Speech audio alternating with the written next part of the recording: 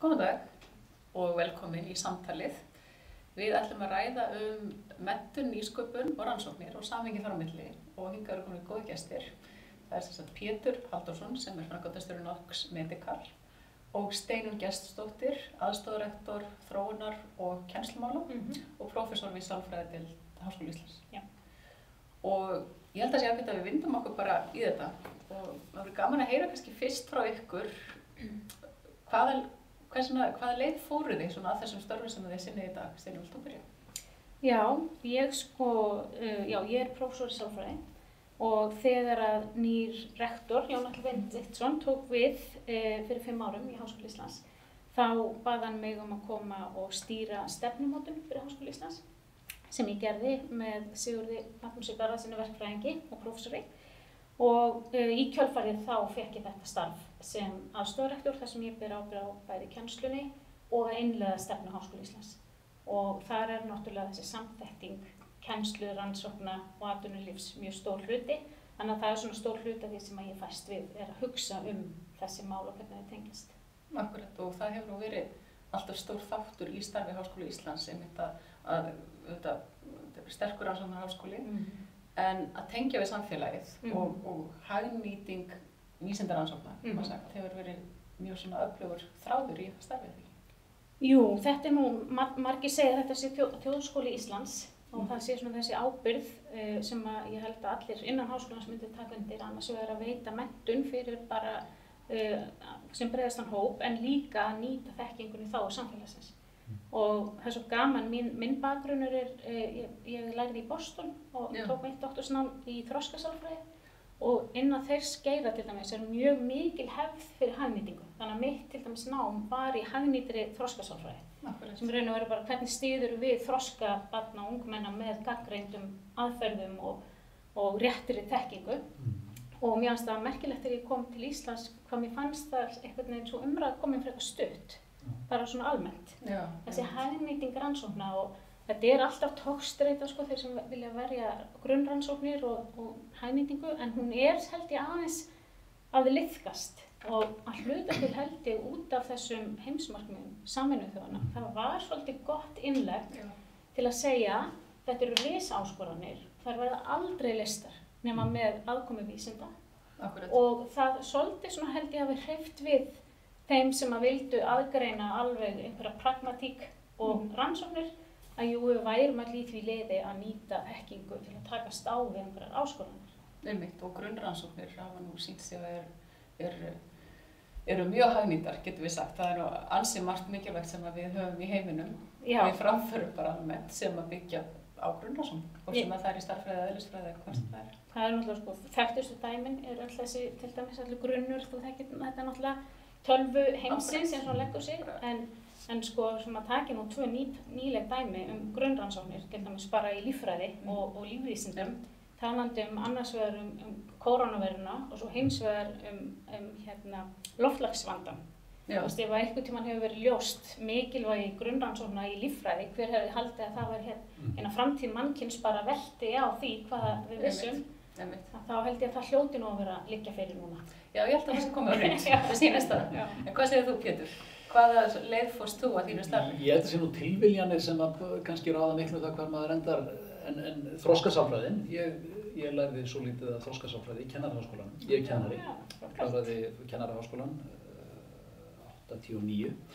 Svo leiti nú eitt af öðru, ég fór aldrei að kenna, fékk aldrei að praktísera á þroskasálfræðinni nema bara seinna í vinnunni Ég fór að vinna hjá Samskipum og þar var mikil nýsköpun. Þar var verið að breyta skipadeild sambandsins. Það var svona á þeim tíma þegar sambandið var að ríða til falls og skipadeild sambandsins varð að Samskipum. Og það var mikil nýsköpun í gangi þar. Ég fékk það skemmtilega verkefni að byggja þar vörudreifingarmiðstöðvar og vinna skemmtilega verkefni. Svo leiti nú eitt af öðru, ég fór í háskólann í viðskipta og hagfræði og var að vinna hjá SÍF við nýsköpun í Noregi og Svo æxlaðist það nú þannig, þegar ég kom heim frá Noregi, þá var nú gamall skólabróðir minn, Böðvar Þórisson, sonur Þóris, rektor í Kennaraháskólanum, sem dró mig inn í Flögabor. Það var ansi merkilegt fyrirtæki sem var stofnað 94 af doktor Helga Kristbjarnarsyni, einum mesta frumkvöðli sem okkar þjóð held ég hafi átt, manninum sem stofnaði Flögu á sínu tíma, vildi þá bylta heiminum og breyta læknavísindunum það hvernig við greinum svefn og svefntruflanir. Starfaði á Karolinska sjúkrahúsinu út í Stokkhólmi 94, ákvað að bregða búi og koma heim og byggja upp fyrirtæki sem hafði það markmiði að þróa tækni, lækningavöru til að greina svefn og svefntruflanir með einfaldari og öruggari aðferðum heldur en hafði verið gert fram að því.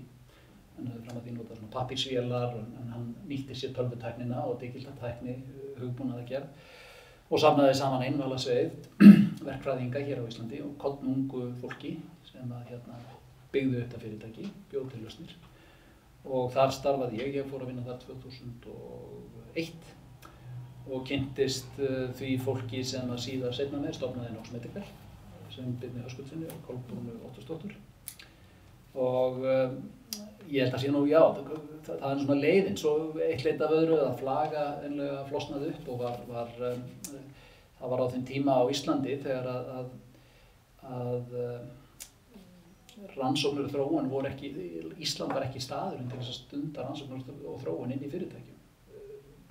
Víðast hvar í heiminum þá voru þjóðríki farin að átta sig á því að það skipti máli að skapa einhvers konar incentives eða hvata til þess að styðja þessi fyrirtæki að byggja upp sína starfsemi.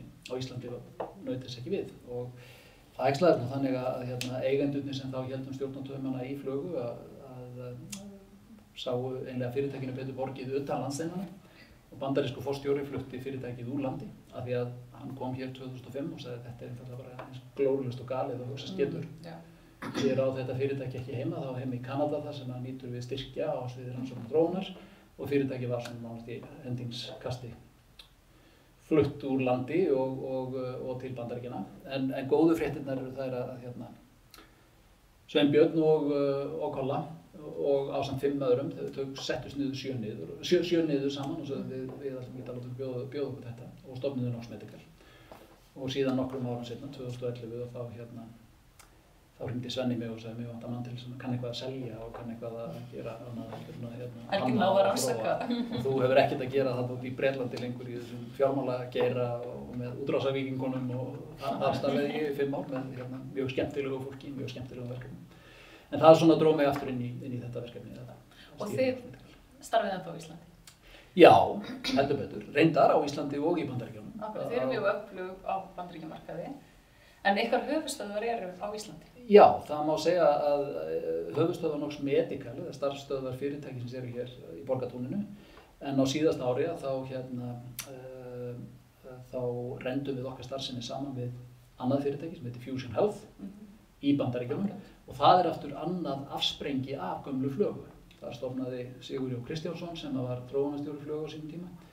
Fyrirtæki fór í víking og fullur af eldmóði og eftirvæntingu eftir tækifærunum í villta vestrinu og byggðu upp mjög áhugavert fyrirtæki sem sér í dag hundruðum þúsunda Bandaríkjamanna fyrir réttri svefnheilsu. Það er að segja við erum að meðhöndla stór þýði þeirra fyrirtækja sem kjósa sjálf að tryggja sér starfsfólk eða greiða öll útgjöld til heilbrigðismála og þau eru búin átt að segja á því að svefnin skiptir gríðarlega miklu máli í bara góðri heilsu og með því að vinna fyrirbyggjandi og meðhöndla svefn og svefnvanda þá er hægt að draga úr útgjöldum og ekki síður bara bæta líðan fólks og auka framleiðni og sköpunargleði og þannig að það er sú starfsemi sem Fusion Health hefur rekið og nú eru þessi fyrirtæki sameinuð undir nafninu Nox Health en Nox Medical er sá armur sem framleiðir lækningatæki og er að breyta aðferðum og tækni í samstarfi við færustu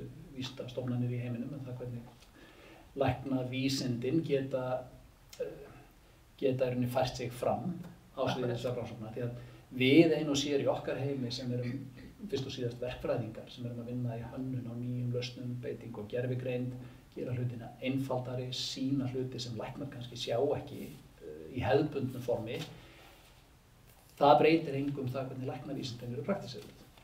En eins og að breyta læknavísindin engu ef að þau vinna ekki með því fólki sem er að vinna á sviði nýrrar tækni. Já. Og með því að leggja saman krafta þessara tveggja fylkinga, annars vegar þeirra sem þróa og hanna nýja tækni eru sérfræðingar í því og þeirra sem eru sérfræðingar í læknavísindunum, þannig breytum við hlutunum.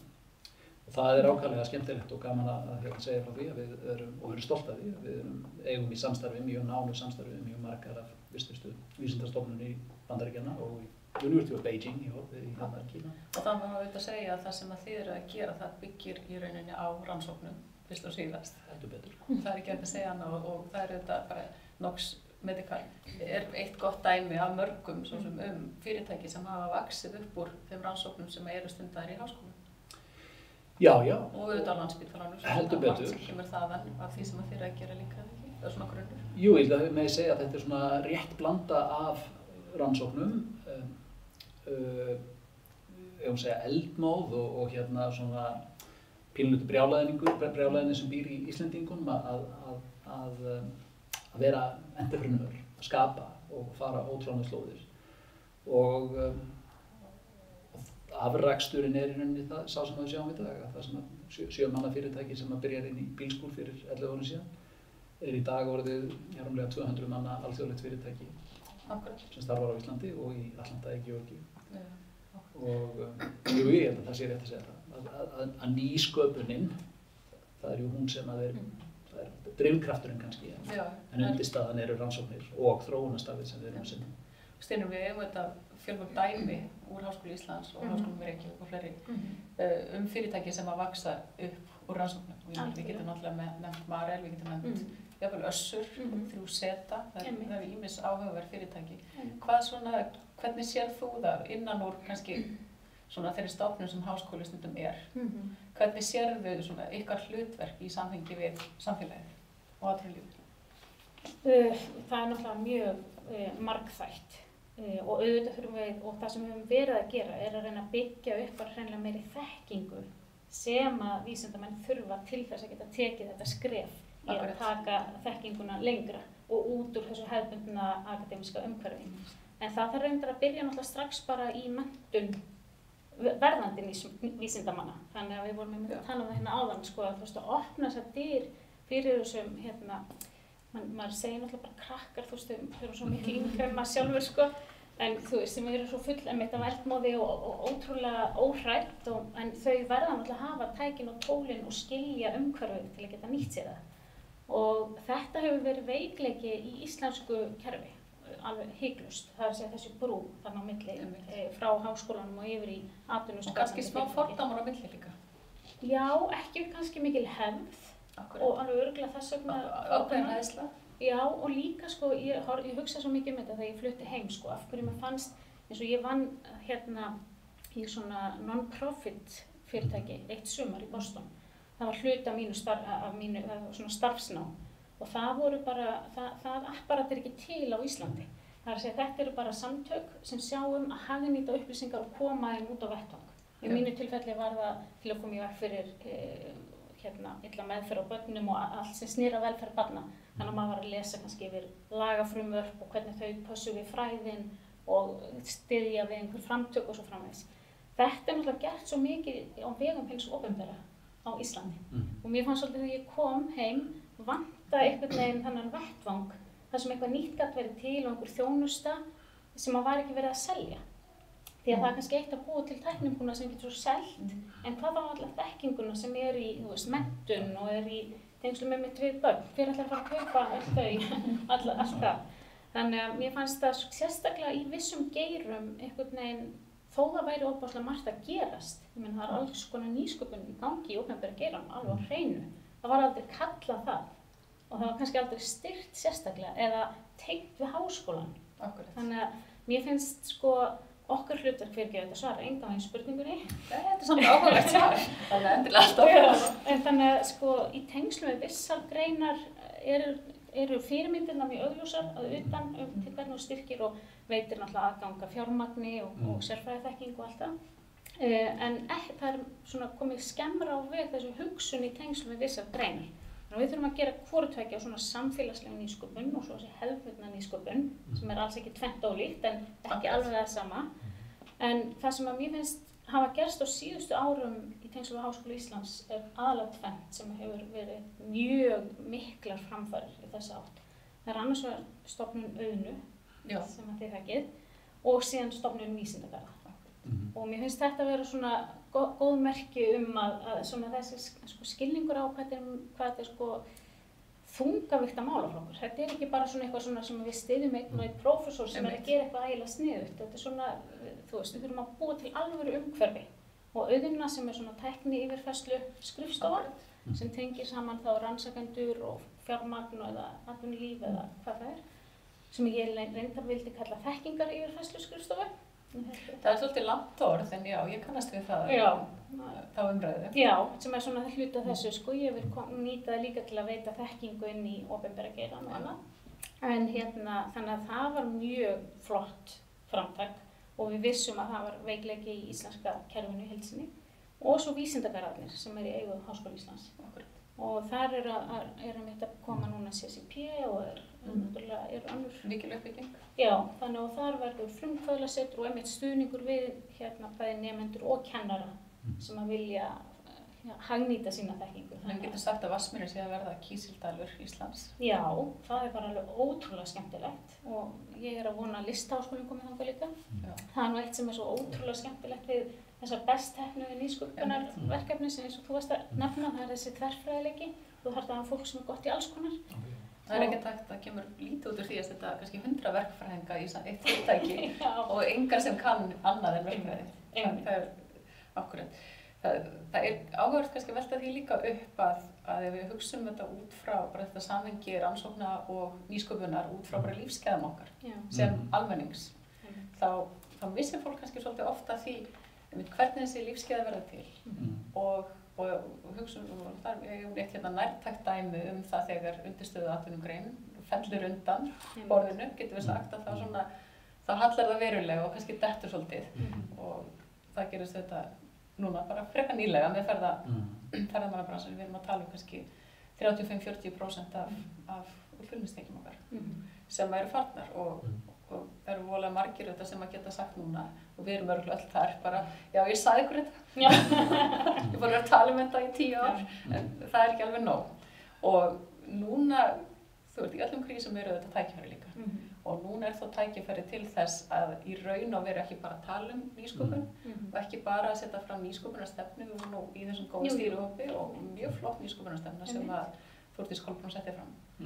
En það þarf auðvitað alltaf að fylgja eftir og svona, hvað finnst þér þessa eftirfylgni? Það auðvitað komin vísisjóður, kría og svo eru nú ýmsar ágætistillögur sem að nú á að fara að keyra á sem að við lögðum nú mikla áherslu á í þessu starfi, eins og til dæmis bara hækkun og endurgreiðsluhlutfalli yfir með rannsóknir og þróunar og svo framvegis. Hvað segir þú, Pétur? Erum við að styðja nógu vel, kannski búa til nógu góða umgjörð fyrir nýsköpun? Það náttúrulega, maður skipta því í mörg lög, þú veist, á því sviði sem snýr að sko sprotum og umhverfinu að byggja, þú veist, það sem við erum að tala að er að gerast í Vatnsmýrinni nákvæmlega að skapa jarðveg þar sem að sprotar spretta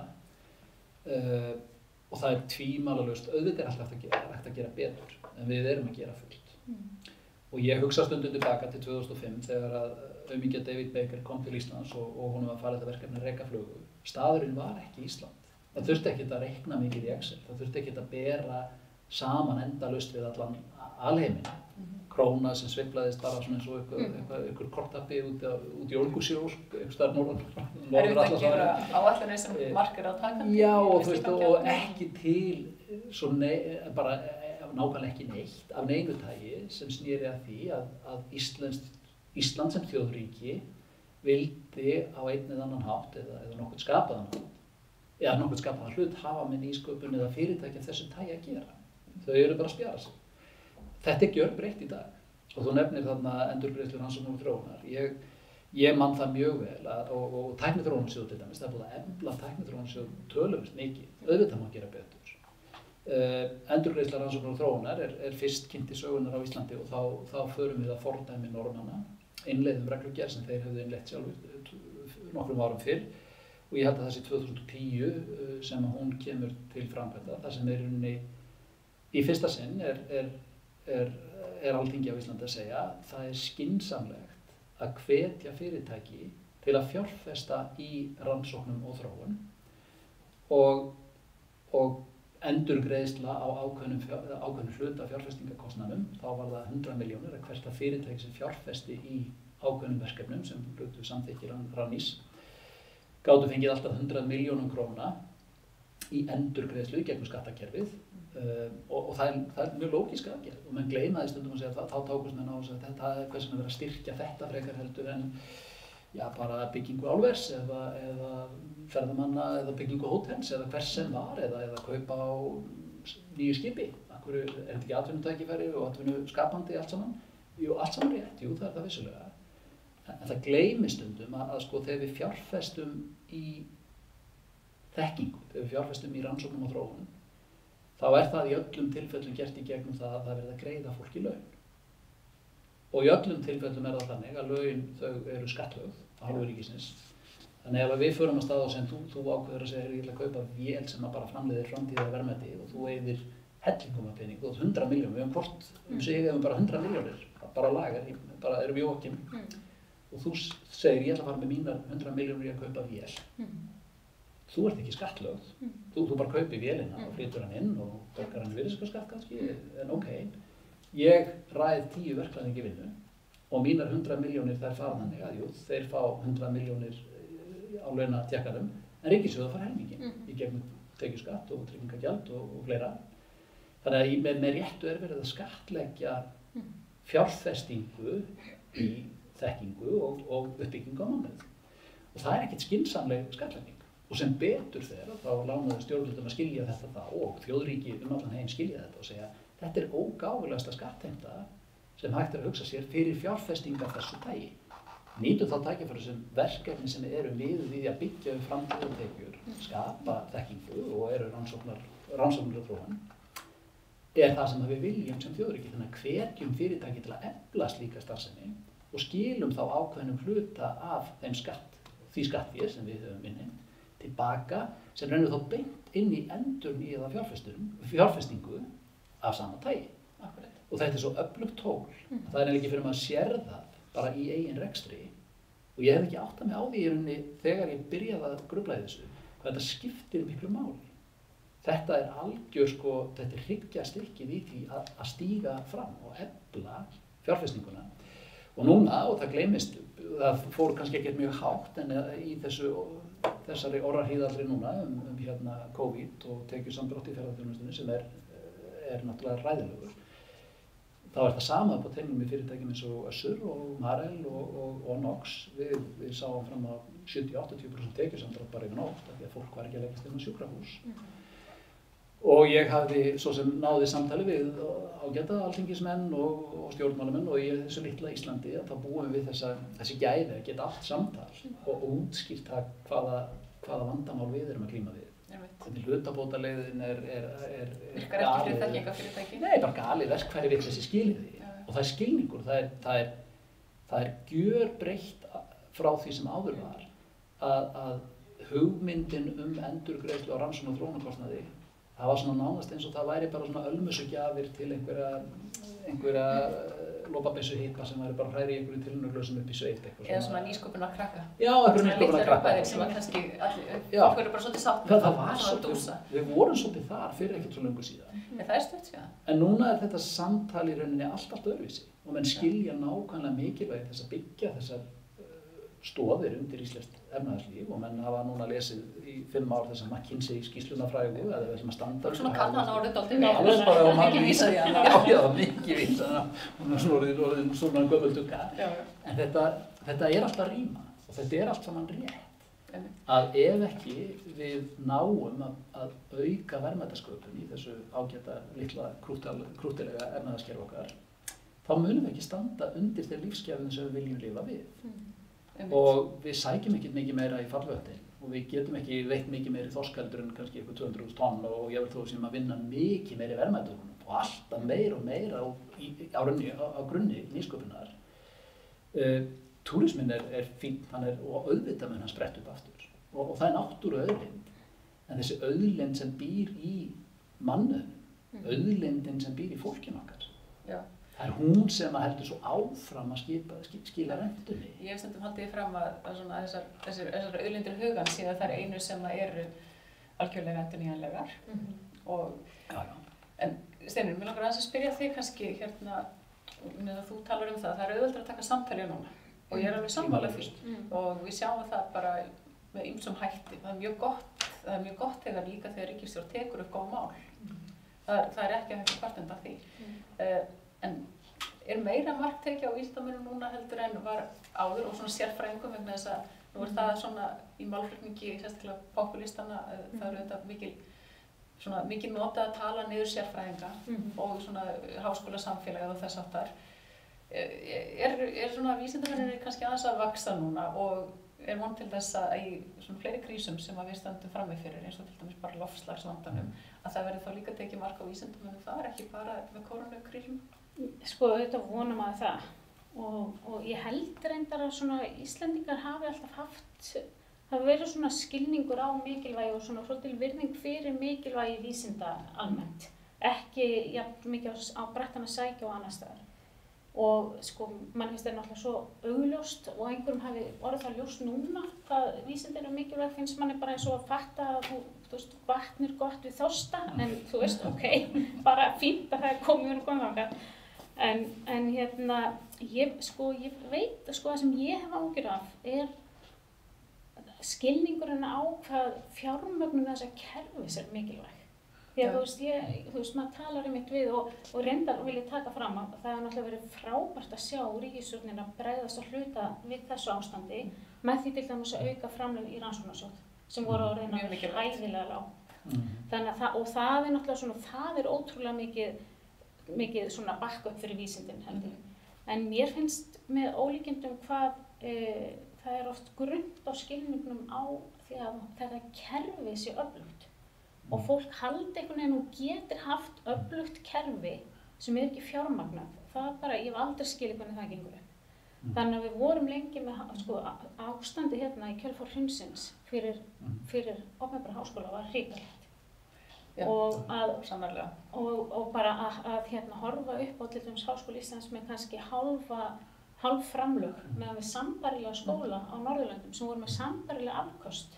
Þú veist, og einhvern veginn að fólki fyndist eins og þetta veri gerlegt í lengri tíma var mjög erfitt, það var mjög erfitt að rökræða það. En svo líka þessi málflutningur það bara, já það verður bara fitan skorinn af, það þetta engin fita eftir og hefur líklega aldrei verið, ég hef starfað í háskóla svolítið tíma líka sko, því ég vil tekja eftir mikilvæg fitu.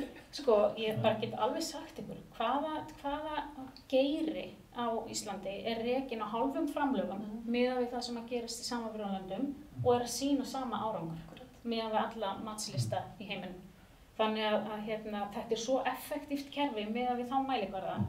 En auðvitað finnst mér mjög mikil svona velvilji og það har klárlega verið mikil meðbyr með háskólum núna síðustu árin í pólitíkinni og náttúrulega fjárframlög hækkað, en það er bara svona, það er pínu erfitt að ennþá finnst manni svo mikið að berjast við eins og þetta sé svo svakaleg útgjöld. Þú veist, í staðan fyrir að maður heyrir oft meira að tala þetta sem fjárfestingu. Þetta fjárfestingu með þessa arðurinn sem kemur tilbaka til samfélagsins.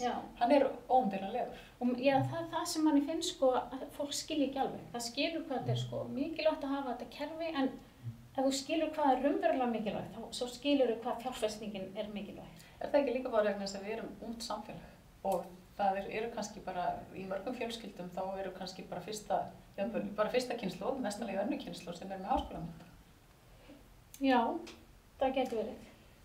Eflaust, og við höfum, kannski þetta afleiðingar því, við höfum náttúrulega verið þeirra gæfu aðnjótandi og erum náttúrulega, við værum ekki það sem við erum ef við hefðum ekki haft þessar náttúrulega auðlindir sem við höfum haft. Fallöndin og fiskimiðin og við höfum haft nóg. Við höfum bara haft nótt auðafa og kannski þá neyðin kennir jú nægtri konu að spinna og það þurftum við eitthvað mikið meira á nýsköpun að halda 1974 þegar við vorum að drukkna í síld og loðnan, þá var síldin kannski ekki að vaða á land þá en þú veist, uppgangur í sjávarútvegi 80-90 túrismin, ég meina, hann var ekkert svona fyrir 10 ári síðan. Við erum svolítið ekki því að detta þá í lukkupottin, svona auðlindalega séð. Mér finnst núna umræða að vera önnur, aftur þetta, aðgerðir stjórnvalda núna í þessu COVID-máli, að það talað fjárfestingu, það talað viðspyrnan svona klísja, En menn ekki lengur að tala endurgreiðslu á rannsóknum og þróunarkostnaði. Það að segja, svo fjárfesting sem fyrirtæki leggja í það, það ekki styrkir, sko. Nei, það bara verið að endurgreiða ákveðni hluta af þeim fjárfestingakostnaði. Og það ekki lengur talað þetta sem styrki. Heldur talað þetta sem sóknarfæri. Og viðspyrnarkostnaði, það gott eða slæmt að tala viðspyrnuna, en mér finnst þetta vera gjörbreytt og ég verð alveg að viðurkenna það.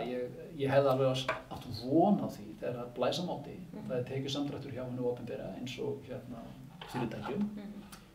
Að þá færi menn í vörn og skríði bara niður í kjallara og helst hon í hýði og gerir bara svo mjög og býða bara af sér og þetta verður allt betra eftir ár. En það myndast sóknarfæri og það það sem að í rauninni í þessum öðrum aðgerðapakka ríkisstjórnarinnar út af COVID-fárinu, þá finnst mér það sýna kjark og áræði að stíga fram með þeim hætti sem að gert.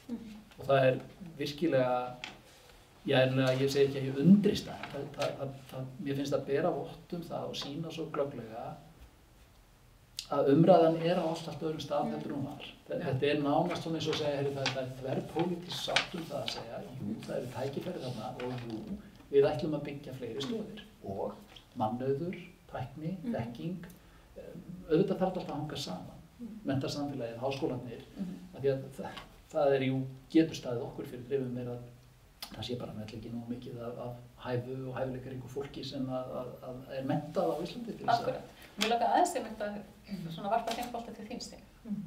Og þið eru að fara að byggja upp nýjan og tæknivæddan kennaraháskóla. Já, og svona loksins kannski ljúka þessari sameiningu Kennaraháskóla Íslands við Háskóla Íslands. Akkurat. En það auðvitað ákveðið grundvallaratriði sem að nýsköpunarsamfélagið hefur svolítið kvartað undan, skortur á mannauði, bara skortur á ákveðinni sérfræðiþekkingu af einhverju dýpt, vegna þess að hér erum við svo vunir sem Íslendingar í litlu samfélagi að þurfa að geta allt og gera allt sinna öllum störfum og það oft á kostnað dýptarinnar. Fólk næri ekki að sérhafi sig kannski nógu mikið á atvinnumarkaði eins og þarf í ákveðin störf. Mér langar líka að tala þetta ekki bara út frá háskólanum, heldur fara neðar, fara í grunnskólakerfi, fara í framhaldsskólana, fara líka í starfs- og iðnmenntun og í rauninni skoða sí- og endurmenntun líka. Hvernig erum við í stakk búin? Varum við eins og PISA, við fáum stöðu og fallengun þar og það nú bara þannig að það þarf góðan stærðfræði og raungreina grunn til þess að stunda tækninám. Og okkar nemendur virðast ekki hafa það, þeir virðast ekki fá það út úr grunnskólanum og koma svona í svolítið mínus upp í menntaskólana. Hvernig sér þið fyrir þér svona, eða þið, þú byrjum á þér, þetta samhengi, við verðum líklega að gera betur þarna. Það svona pláss fyrir bætingu, eins og hlauparar að segja. Já, það einmitt. Og svo núna náttúrulega áhugavert að nú náttúrulega bara stytta framhaldsskólann 1/4. Það alveg svolítið drastík breyting og ég held að af okkar öllum deildum þá einmitt finni verkfræðideildirnar það sennilega mest og þær sem að krefjast mikils undirbúnings í stærðfræðilegsveið. Þannig að augljóslega verðum að hugsa þetta í samhengi, sko. Þetta náttúrulega ofsalega flókið sko það svo rosalega sókn í menntakerfinu, finnst manni, bara á síðustu árum. Og auðvitað fannst manni gaman að sjá mörg af þessum viðbrögðum núna við COVID vera fjárfesting í menntun, nýsköpun, all þessi nýsköpunarverki til nemenda og svo framvegis. Þannig að maður vonar að sé svona þungi að færast í mikilvægi þessa málaflokks. En auðvitað, sko, menntakerfið bara veltur á hversu góða kennara þú hefur. Fyrst og síðast. Þannig að og einmitt við vorum með ársfund Háskóla Íslands í gær og þetta var svona í grunninn það sem að Lilja Alfreð sagði og þetta bara hárrétt og þetta kjarni málsins. Og góða að kennaramenntun virðist vera á siglingu og í sókn sem að bara ég gæti ekki hugsa mér neitt mikilvægara. Það sem ég ofboðslega spennt fyrir að fá kennaranemana þarna inn á vísindabærasvæðið sem á að gerast núna á 4 árum, vonandi stendur það, að þá fáum við líka og það sem við erum byrjuð að undirbúa einhver samþætting námsins. Þeir náttúrulega þurfa ekki bara að vera á staðnum, það þarf að samþætta það námi í hinum greinunum.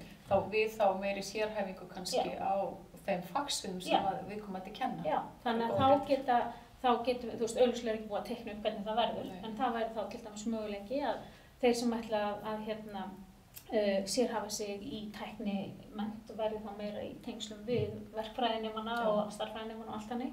Og öfugt líka, því að ég verð að segja hérna, eitt af það skemmtilegasta, ég var nefnilega prófessor í Kennaraháskólanum áður fyrir sálfræðideildina. Og það skemmtilegasta sem ég hef gert er að hafa sálfræðinema og kennaranema saman í rannsóknarverkefnum. Því að þetta eru ótrúlega ólíkir hópar svona í grunninn.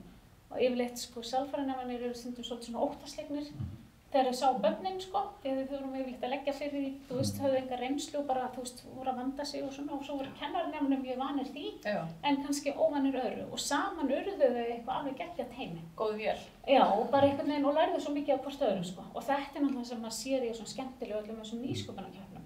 Það sem maður bara að fá saman einmitt verkfræðinginn hérna og listfræðinginn eða hönnunarnemann og svo framvegis. Þannig að ég að vona að þessi flutningur og undirbúningurinn fyrir hann muni svona skilja okkur eftir með fjölbreyttari kennaramenntun og líka góð áhrif frá kennaramenntun inn í hinar deildirnar. Þannig að það ég svona þetta spurning. Já, en við langar þá bara svona bæta kannski aðeins aftan við spurninguna líka og spyrja ykkur að því, eru áherslunar hjá okkur þá í rauninni réttar í grunnskólanum og í framhaldsskólanum bara á fögin sem við kennum. Er ekki komið tími kannski til þess að hrista það þessu upp eða endurskoða það? Eflaust og þú veist, hvað á að skera niður, á að lengja skóladaginn, eigum við að gefa afslátt á íslenskunni eða eigum við að henda fjórða tungumálinu og ég er ekki með svarið. Skólaárið hjá okkur er svolítið stutt. Já, ég held að segja. Já, ég held að megi alveg lengja það. Ég held að ef ég á að tala fyrir mig sjálfan, þá myndi ég mjög gjarnan vilja sjá meiri áherslu á svona grunnmenntun í rannsóknum eða bara hreinlega eðlisfræðin og efnafræðin. Það var það sem ég lærði í Kennaraháskólanum sjálfur og skammast mig fyrir að segja það hér og í þessu samtali ég hef aldrei kennt, en það voru nú kannski launin sem spiluðu þar stærstu rulluna. Ég hef þó búin að heita mér því að ég ætla ekki að enda mína starfsævi fyrir ég hef farið inn í skólastofun og kennt svolítið eðlisfræði og efnafræði af því það bara er svo gaman, það er svo gefandi. Ég var í bara mínu kennaranámi og í æfingakennslu og það var ekkert skemmtilegra heldur en að kveikja pínlítinn eld í skólastofunni eða vera með einhver efnahvörf eða af hverju kókflaskan springur þegar hún fer í frysti. Það er endalaust sem er hægt að vekja áhuga ungra krakka og því yngri því betra. Og þetta snýst að vekja áhuga. Já, og það er svo auðvelt að það bara gegna ljósin allstaðar sko.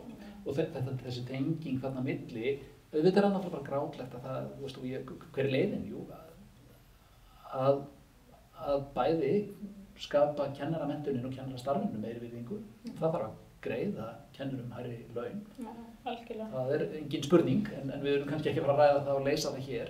En ég meina, tölvunarfræði. 7, 8, 9 ára krakkar, strákar sem að glíma við lesblindu og bara meika það ekki að sitja og lesa einhvern sögutexta. Af hverju fá þeir ekki að leika sér pínlítið í forritun? Af hverju má ekki kveikja á þeim ljósum? Það sem að þeir eru bara hraðbraut að elska það. Auðvitað er skólakerfið ekki að laga sig að þessu. Auðvitað að tala svona fyrir mig og segja, heyrðu bara gerum svona og gerum hins veginn. En það er engin einasta spurning að við getum aukið bætt í þarna verulega en jú, við erum með skólanaðgreiningar og við erum með einstaklingsmiðað nám og það er 30 nemendur í bekk og það er verið að stytta og hvernig það kennar að díla við þetta allt saman. Þetta er ekkert auðvelt.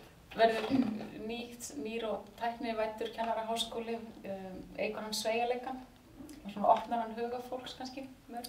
Já, ég held að því meira sem að þú lætur fólk mætast og mismunandi bakgrunni því betra. En ég reyndar sko, þess að fyndi, þegar ég flutti heim eftir að búa í 10 ár í Boston þá fannst mér náttúrulega bara þvílíkt agaleysi í íslensku skólakerfi. Ég bara, fór með börnin og bara, fekk nætt áfall sko. Málið er, ég kann náttúrulega vel að meta þetta pínu brjálæði og frjálsræði í íslensku skólakerfi. Og ég held að framan af þetta sé bara alveg svakalega dýrmætt. Ég meina, bara miðað við vini barnanna minna sem við þekkjum ennþá, sem á að vera að læra, fram á kvöld frá 10 ára aldri á hverju kvöldi. Og ég held að þetta sé mjög dýrmætt. Ég held aftur á móti að við þurfum að horfa mjög, taka okkur saman með nokkur hluti. Eins og tala með þessa krakka sem eiga hvað erfiðast. Við þurfum held ég aðalega að finna þau og styðja þau betur. og þetta ekkert ofboðslega stór hópur, þessi krakkar sem eru oftar strákar en stelpur en eru bæði. Hann týndur í skólakerfinu, það vita allir hvar þau eru. Já, en við þurfum að bara bregða svo fljótt við og það var eitt sem maður sá til dæmis mjög mikið úti, þessi snemtaka íhlutun, hvað hún var massív sko. Þannig að það eiginlega þegar ætlar að fara að þau eru komnir, þú veist, á miðstig eða unglingastig áhugalausir, skilur, það svolítið skemmtilega sem greið að og leiðin kannski ykkur vandræðum þess að þeir bara fá ekki áskoranir heldur sem að henda. Nei, og þú veist, það þarf að steypa alla í sama móti líka. Þú veist, það sem við erum með lesblinduna og við erum með athyglisbrestina, þar ertu með sköpunargáfuna, sköpunargleðina og sköpunargetuna. Og þú veist, þar jú ekki mikil strúktúr og mikil kannski skipulag, en þú veist, af hverju þurfum þá að setjast niður og segja, hefur viltu gjöra svona, setja stiltur og lesa þessar kristinsögur og læra þær. Það bara tortúr fyrir þessa krakka. Það drepið niður, fólki refsað eða þessum nemendum refsað fyrir náttúrulega að fá útrás fyrir sína sköpunargleði. Ég efa það ekki, halva mínútu, ég held að flestir séu sammála um það að auðvitað getum við gert meira fyrir krakka sem eru kannski falla ekki inn í normið, er ekki það og góð að sitja og duglega að lesa og læra utan bókar sko, en þau geta skapað eins og englar. Það fyrir að virkja alla. En svona að lokum, hvernig sjáu þið þekkingarþorp Ísland í samfélagi framtíðarinnar? Þetta bara lítil spurning svona, mínúta kannski. En svona, hvernig komist þið þangað? Sko, mitt svar mjög fyrirsjánlegt sko. Já, það mjög fyrirsjánlegt. Það náttúrulega vel menntuð þjóð.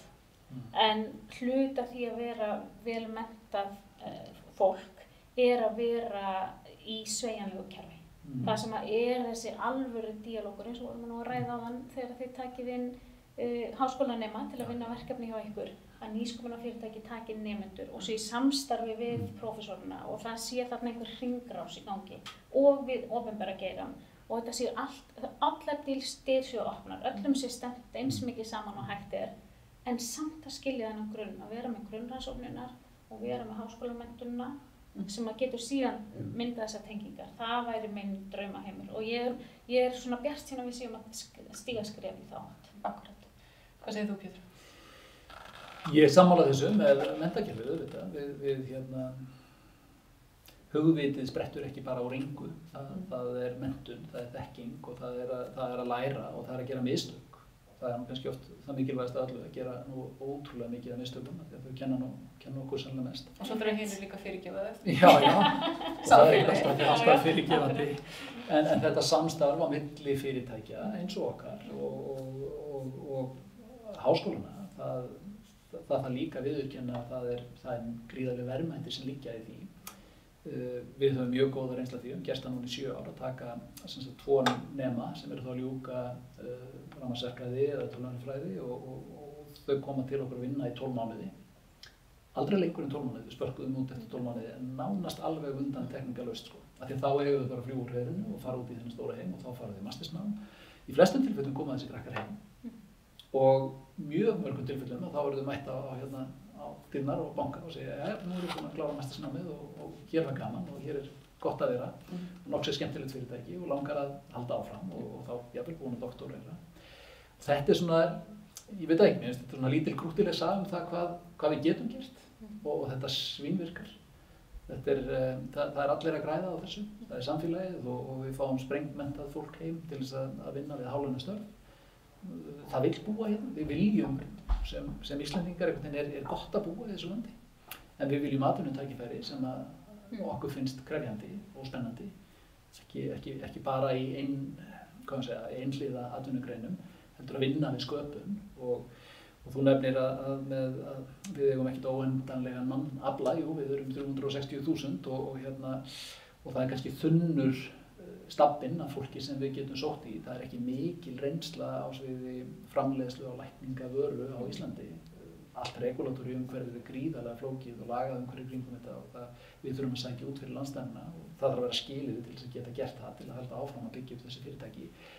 En sennilega hvergi í heiminum er meiri þekking á sviði koltrefjatækni heldur en akkurat í kringum össur eða því hvernig við framleiðum vogir og hvernig þú framleiðir tæki í matvæliðnað, heldur með sprettur aftur upp í kringum þessi fyrirtæki og hvernig klasarnir myndast í kringum tæknina, þetta heldur bara áfram að spinna af sér. Þetta er bara eins og tannhjól sem bara spýtur út afurðum og fólk sem að það er engin ævi ráðin hjá einhverju fyrirtæki, en það sem lærir í störfunum, það tekur áfram og þú sem frumkvöðull, þú vilt kannski ekki endilega vera launamaður alltaf tíð, þú fær hugmynd og segir ég ætla að spinna hér út. Og það sprettur meiri þekking af þessari fjárfestingu og þessari þekkingu. Og það er það sem er svo dýrmætt í þessari fjárfestingu aftur yfir á hvað við í rauninni, ég held að við höfum verið lánsöm að við þurfum að sjá tækifæri sem felst í COVID og það að sjá viljan og svona kannski plattformið sem við erum að byggja upp og segja bætum í á þessu sviði. Ég er ekki að segja að allt hafi verið gert og með ekki gera betur, en þetta gefur allavega undirstöður undir það. Ég held að við getum búið hér til þetta McKinsey-mál sem við nefndum hér aðeins áðan er ekki bara fabulósjón. Þetta er raunverulega hægt. En við þurfum að skapa plattform fyrir það og ég trúi við þurfum að nýta krísuna vel. Ég held að þetta sé að vera gott hjá okkur í bili. Þú heldur það? Já, takk ykkur kærlega fyrir komuna. Ég veit það og við skulum bara kannski hafa framhaldsþátt. En aftur, takk ykkur kærlega fyrir, þetta var ofsalega fræðandi og skemmtilegt. Takk fyrir. Og takk fyrir að hlusta.